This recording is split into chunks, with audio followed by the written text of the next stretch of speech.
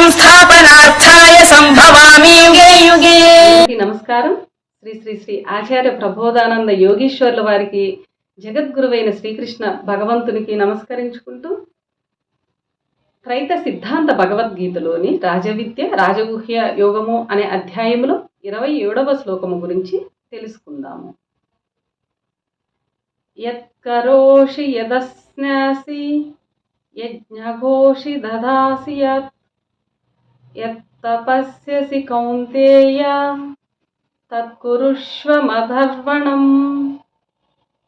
ఈ శ్లోకము పరమాత్మ మరియు కర్మయోగము గురించి తెలియచేశారు. భావము: దేనిని చేయుచున్నావో, దేనిని తినుచున్నావో, దేనిని కాల్చుచున్నావో, దేనిని ఇచ్చుచున్నావో, దేనిని తపము చేయుచుంటువో అన్నియు నాకే సమర్పించుము. వివరము: చేయుచున్నవాడు పరమాత్మకు సమర్పించిన, సమర్పించకుండా ఉన్న పరమాత్మకే చేరును చెందును. సమర్పించుకున్న ఎడల చేసిన దానిలోని కర్మ అంటదు. సమర్పించుకుంటే, పరమాత్మకు సమర్పించుకుంటే చేసే దానిలోని కర్మ ఆ జీవునికి అంటదు. సమర్పించకపోయినట్లయితే, పరమాత్మకు సమర్పించకపోయినట్లయితే చేయుచున్న కర్మ జీవుడికి అంటును. ఎటు పరమాత్మకే చెందును చేరును కనుక ఆయనకే అన్నీ సమర్పించుట తెలివైన వాని పని అగును.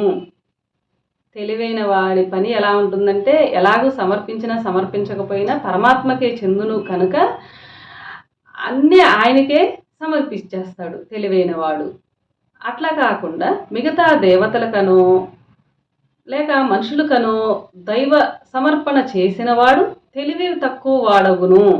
ఏదైనా పరమాత్మకే చెందును కనుక అన్నీ చేసే పనులు అన్నీ పరమాత్మకే సమర్పించేస్తే ఏ కర్మ అంటదు అని ఇక్కడ ఈ శ్లోకము తెలియజేశారు మనకి.